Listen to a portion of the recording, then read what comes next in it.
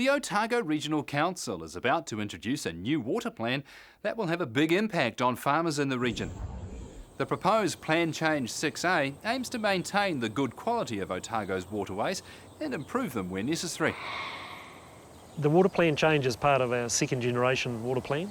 It's dealing with discharges from surface and groundwater on rural land.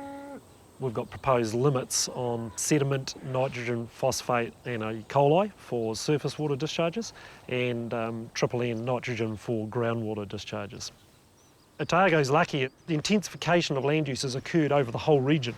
It's not concentrated on several pockets. And we've got good water quality in the headwaters and the tops of our rivers, but down in the lowland streams there has been some degradation. So we need to act and ensure that there's some improvements made where there needs to be, and we maintain the good water quality where we've already got it. It's proposed around an effects-based approach. In other words, we leave it up to the landholders to manage the effects of their activity on the land on the water quality. To take some sample from here, there's not too much water flowing at the moment. A good start point would be doing some water quality testing on their property when there are discharges and getting a feel for what is happening on their property. We're talking about all land use and need to be very clear on that. And in particular on the east coast of Otago where the soils are wet in the winter, a lot of grazing done on winter crops, and so all land use, sheep, cattle, forestry, it affects all. There's limits for surface water discharge, but there's also limits for down into the groundwater, and that is the one that's been most contentious so far through the process. And there's two discharge limits there into the groundwater, 30 kilos of nitrogen per hectare, and a lower limit in oversensitive aquifers of 10. Stirling dairy farmer and Otago Federated Farmers Chairman Stephen Kortewig is conscious of the water quality issues in the area. 3 years ago, Stephen and his wife Rhonda won the Balanced Farm Environment Awards in the Otago region. We're running 600 dairy cows here on about 180 odd hectares, 175 effective. We run it as a milking platform. It's reasonably intensive type of dairying that we do, high input. So we feed in shed and have cows that are fed quite a lot of the time off the pastures and in a couple of herd homes. We've sort of moved on to that system now because we've felt with intensive dairy farming we were probably having problems with our heavy soils and higher stocking rates of trying to keep in spec with what's required nowadays. We're here on the Clutha Delta, so we're just farming right beside the Clutha River.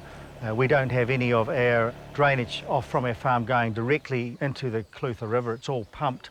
Eventually it goes there, but it goes through a network of drains.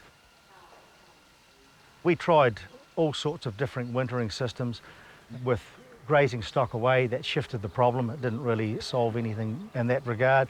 We tried growing winter crops on this heavy ground. We were concerned about, well, where is the leachate going from that? It didn't do any good for the soil structure. It was hard to manage. It wasn't much fun to man and beast.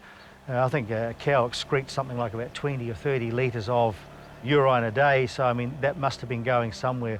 So we opted for a system there. We've got our stock off farm during that time of the year, and we capture that nutrient and utilise it later on when it's make it plant available as opposed to leaching out. This system sort of fitted into what we could afford. Each herd home you're looking sort of somewhere around the range of $350,000, so it's not something you do lightly. And so we opted for that system that suited us by having that next to the cow shed, able to utilise our existing effluent systems and retain and use those nutrients later on as opposed to losing them out of the system. It would be fair to say that at this point in time, I think we're probably about at a point where we are doing the best we can to comply with what the rules are at the present point in time. So, I mean, looking forward, we would be considering possibly having a little bit more storage or maybe building one more herd home, because it is a concept of just plonking one herd home on a farm saying, oh, now all my effluent problems are over. Absolutely not. I mean, it's part of a puzzle, really, and it takes a little while to manage it. It took us about 3 years probably to really get the best out of our investment. So it's been quite a learning curve because it's not in the nature of the New Zealand farmer to have housed cows. And Dairy NZ also, they weren't actually actively promoting it either at any point in time. So Yeah, no, we're reasonably comfortable where we are at the moment, but we're not going to sleep on it. We're still basically we'll continue to improve and evolve as it goes on.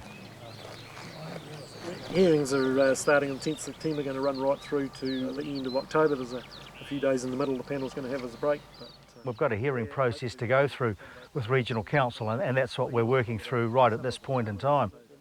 The amounts of nitrogen that can be, the loadings that can come off the farm is, I think it's been put at 30 kilograms per hectare per year on this country where we are now, and on some sensitive aquifers and different places in North Otago, they're looking at a loading of 10. Well, at 30, yeah, we would probably struggle to comply all of the time if you were taking it, if it was on a point source, because the mixing zones with the Regional Council that were in the past that was incorporated into that, they've now decided that it's not, it's going to be point source, so where it actually leaves your farm. If you come and measure that on a particular given day, say we've had a long spell of no rain, and then we get a spell of rain, there will be a flush of nutrient on there. They've claimed it says, oh, it will be 12 hours after the rain has stopped falling. Well, really, it mightn't even have started running by then. So, we are pretty concerned, and on those areas where the levels of 10 kilograms per hectare, well, dairy farming anyway, of any nature, probably would be pretty unlikely to be sustainable. I think probably a lot of farmers haven't really come to grips with what is being proposed. Federated farmers have been working on their behalf, but at the end of the day, the farmers who don't comply, it'll be them who will be standing possibly in the Environment Court and not the federated farmers. So, they really have to come to grips with these things and get up to speed more with them. And farmers, I'd have to say to a degree, have been pretty slow at doing that. When we get the rulings from the council and know more so what we're dealing with, that'll make it clear, but by then the rules will be in place, so then it won't be so easy to go back from there. We're not in the business of ruining the environment. I think, we're custodians of the environment. We are environmentalists at heart, but we still have to make a living. And I suppose, we're pushed between two things, and I think if parties be sensible and realistic, it can be a win-win outcome. And let's hope that we can work in that direction.